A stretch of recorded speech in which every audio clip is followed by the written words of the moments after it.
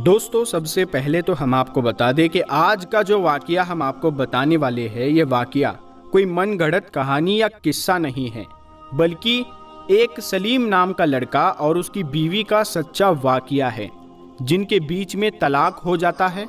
लेकिन फिर 6 साल के बाद में एक दिन इत्तेफाक से वो दोनों एक ही ट्रेन में मिल जाते हैं। इसके बाद में उन दोनों के साथ में जो कुछ हुआ जानकर आपकी भी आंखों में आंसू आ जाएंगे।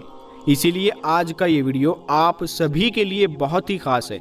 आप इसको आखिर तक ज़रूर देखें और मेहरबानी करके इस वीडियो को शेयर कर दे ताकि और भी लोगों के पास में ये वीडियो पहुंच जाए।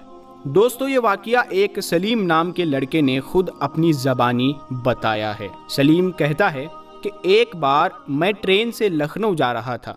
मैं जनरल बोगी के ऊपर वाली सीट पर सोया हुआ था, लेकिन एक जगह पर जब ट्रेन रुकी और रुकने के बाद में जब वो ट्रेन वापस चली तो इतने में ही मेरी आंखें खुल गई। आंख खुलने के बाद में जब मैंने नीचे देखा तो नीचे देखकर मेरे होश उड़ गए, क्योंकि नीचे वाली सीट पर मेरी बीवी, जिसको मैंने तलाक दिया था, वो बैठी हुई थी। यानी जिसको मैंने 6 साल पहले तलाक दिया था, वो नीचे बैठी हुई थी। ये देखकर मैं हैरान रह गया, क्योंकि 6 साल पहले जब हमारा तलाक हुआ था तो उस वक्त वो बहुत खूबसूरत और तंदुरुस्त थी। इतने में ही मेरी बीवी की नज़र भी मुझ पर पड़ गई। मुझे देखते ही वो एकदम से घबरा गई और फिर उसने फौरन ही अपनी नज़र खिड़की की तरफ कर ली। इसके बाद में मैं नीचे उतरा और उसके पास में बैठे हुए लड़के से बोला कि भाई, आप ज़रा ऊपर वाली सीट पर चले जाओ। तो वो लड़का मेरी बात को मान गया और ऊपर वाली सीट पर जाकर बैठ गया और फिर मैं उसकी जगह पर बैठ गया। इसके बाद मैंने उससे पूछा कि आपने अपनी हालत क्या बना रखी है, क्या आपने अभी तक कोई दूसरी शादी नहीं की है? तो ये सुनकर रजिया थोड़ी देर के लिए चुप रही। फिर उसने कहा कि हाँ की थी, लेकिन मेरे शोहर का एक्सीडेंट में इंतकाल हो गया। इसके बाद उसने पूछा कि क्या आपने दूसरी शादी नहीं की? तो मैंने भी कहा कि नहीं, मैंने भी दूसरी शादी नहीं की है। फिर थोड़ी देर खामोश रहने के बाद में मैंने पूछा कि आपने ये अपनी क्या हालत बना रखी है और आप इस वक्त ट्रेन में बैठकर कहाँ जा रही हो? तो उसने कहा कि मेरा बड़ा भाई लखनऊ में रहता है, माँ की तबीयत ज़्यादा ख़राब हो गई है, इसीलिए मैं लखनऊ में जाकर माँ की देख रेख के लिए जा रही हूँ। इसके बाद उसने पूछा कि आप कहाँ जा रहे हो? तो मैंने भी कहा कि मैं भी लखनऊ ही जा रहा हूँ किसी काम से। इस तरह से फिर हम दोनों में बातचीत चलती रही। इतने में वहाँ पर एक कुल्फ़ी बेचने वाला आ गया। उसे देखकर मैंने रजिया से पूछा कि क्या आप कुल्फ़ी खाओगी? तो एक बार तो उसने मना कर दिया, लेकिन फिर जब मैंने बार बार उससे पूछा तो उसने कहा कि मैं कुल्फ़ी तो खा लूँगी, लेकिन इसके लिए मेरी एक शर्त है। मैंने पूछा कि वो क्या शर्त है? तो उसने कहा कि इनके पैसे मैं दूंगी। ये सुनकर मैंने कहा कि कोई बात नहीं, पैसे आप दे देना। इसके बाद में हमने 2 कुल्फ़ी ली, एक मैं खुद खाने लगा और एक अपनी तलाकशुदा बीवी के हाथ में दे दी। कुल्फ़ी खाने के बाद हम दोनों में बातचीत और ज़्यादा बढ़ गई। इसके बाद मैंने रजिया से कहा कि पहले आप कितनी खूबसूरत और तंदुरुस्त थी, लेकिन अब आपने अपनी ये क्या हालत बना रखी है? वैसे इस वक्त आप क्या कर रही हो? तो उसने बताया कि आपसे तलाक होने के बाद मैंने एक शादी की, फिर उसके बाद मेरे शोहर का इंतकाल हो गया, तो फिर मैंने प्राइवेट स्कूल में बच्चों को पढ़ाना शुरू कर दिया। महीने की 8,000 रुपये सैलरी मिलती है, बस उसी से गुजारा हो जाता है। ये सुनकर मैंने कहा कि अगर उस वक्त तुमने वो गलती ना की होती जब हमारा तलाक हो रहा था, तो उस वक्त जज साहब ने मुझे 20 लाख आपको देने का फैसला किया था, लेकिन आपने उस वक्त उन पैसों को लेने से मना कर दिया था।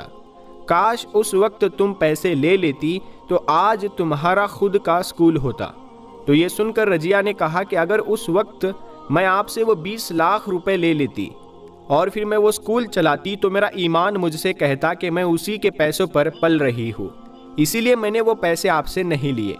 इसके बाद मैंने रजिया से कहा कि तुम्हारे जाने के बाद अब मैं बहुत बदल गया हूँ, अब मुझसे किसी की ज़रा सी भी तकलीफ़ भी नहीं देखी जाती है।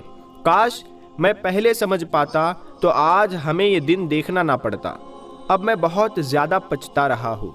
ये सुनकर रजिया ने कहा, फिर आपने मुझे तलाक क्यों दिया? तो इस पर मैंने कहा कि तलाक मैंने दिया था या फिर तुमने लिया था। इसके बाद उसने कहा कि माफ़ी नहीं मांग सकते थे। तो मैंने कहा कि आपने मौका कब दिया? जब भी मैंने फ़ोन किया तो तुम्हारे घर वालों ने मेरा फ़ोन काट दिया। रजिया ने कहा कि आप घर भी तो आ सकते थे। तो मैंने कहा तुम्हारे घर आने की मुझ में हिम्मत नहीं हुई।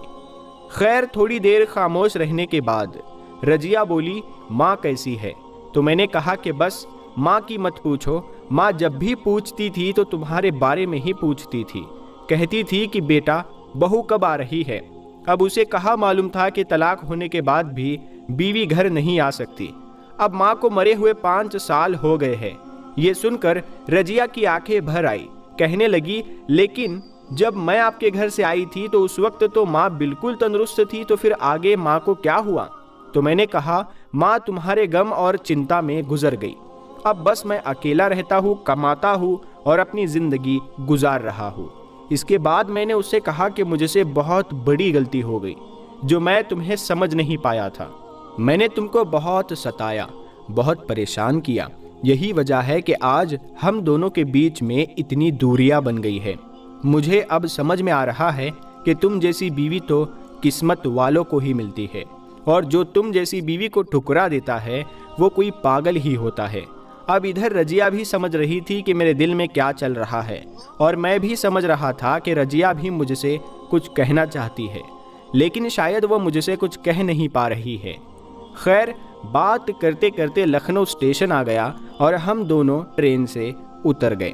इसके बाद मैंने रजिया से पूछा कि कल तुम कितने बजे की ट्रेन से वापस जाओगी? तो उसने बताया कि मैं रात को माँ के पास में रुकूंगी और कल सुबह 9 बजे वाली ट्रेन से मैं वापस जाऊंगी।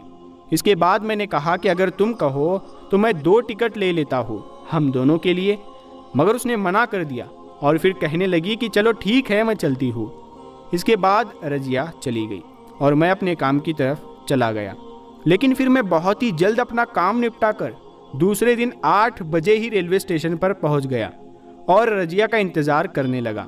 रजिया 8:30 बजे स्टेशन आई और मुझे देखकर कहने लगी कि अभी तक आप गए नहीं।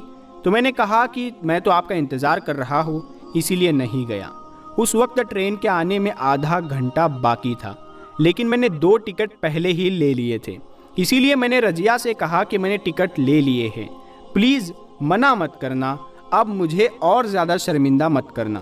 तो ये सुनकर रजिया मान गई। इसके बाद मैंने कहा कि चलो पहले कुल्फ़ी खाते हैं। फिर हम दोनों ने कुल्फ़ी खाई। इतने में ही ट्रेन आ गई और हम दोनों जाकर अपनी अपनी सीट पर बैठ गए। मैंने रजिया से पूछा, अब तुम्हारी माँ की तबीयत कैसी है? तो उसने कहा कि अब माँ की हालत में बहुत ज़्यादा सुधार है, इसीलिए अब मैं घर वापस जा रही हूँ। इसके बाद मैंने कहा, रजिया अब मैं बहुत बदल गया हूँ, अब मुझ में बहुत सुधार आ गया है। अब मैं किसी को भी परेशानी में नहीं देख सकता हूँ और ना ही किसी को परेशान करता हूँ। इस पर रजिया ने कहा, काश आप पहले समझ जाते, आप पहले सुधर जाते तो आज हम दोनों अलग अलग नहीं होते। काश आपने उस वक्त मेरी एक भी बात मान ली होती तो हम दोनों में तलाक नहीं होता, लेकिन आपने उस वक्त मेरी एक भी बात नहीं सुनी। उस वक्त आप मुझे मारते पीटते भी थे और यही नहीं, आपकी वजह से मेरी 2 अबॉर्शन भी हुए। अगर वो उस वक्त नहीं हुए होते तो आज हमारा बच्चा 8 साल का और एक और बच्चा 6 साल का होता। ये सुनकर मैंने कहा कि मुझसे बहुत बड़ी गलती हो गई, अब मैं बहुत पछता रहा हूँ। इतना सुनते ही रजिया भी सुबक पड़ी और मेरे कंधे पर अपना सर रख कर फूट फूट कर रोने लगी। वो ऐसे रोई जा रही थी जैसे कोई बच्चा रोता है। फिर थोड़ी देर के बाद ही वो स्टेशन आ गया जहाँ पर रजिया को उतरना था। जैसे ही वहाँ पर वो ट्रेन रुकी तो मैंने कहा कि रजिया तुम्हारा स्टेशन आ गया है। ये सुनकर रजिया ने वहाँ पर उतरने से मना कर दिया और कहने लगी कि मुझे यहाँ पर नहीं उतरना है, मुझे तो अब आपके साथ में फिर से एक नया सफ़र शुरू करना है, मुझे तो एक नई ज़िंदगी जीनी है, मुझे इस जगह पर नहीं उतरना है। अब मुझे अपने मायके नहीं जाना है, अब तो मुझे अपने ससुराल जाना है और आपके साथ में रहना है। इसके बाद रजिया फिर से मेरे घर आ गई और फिर हम दोनों ने फिर से निकाह कर लिया।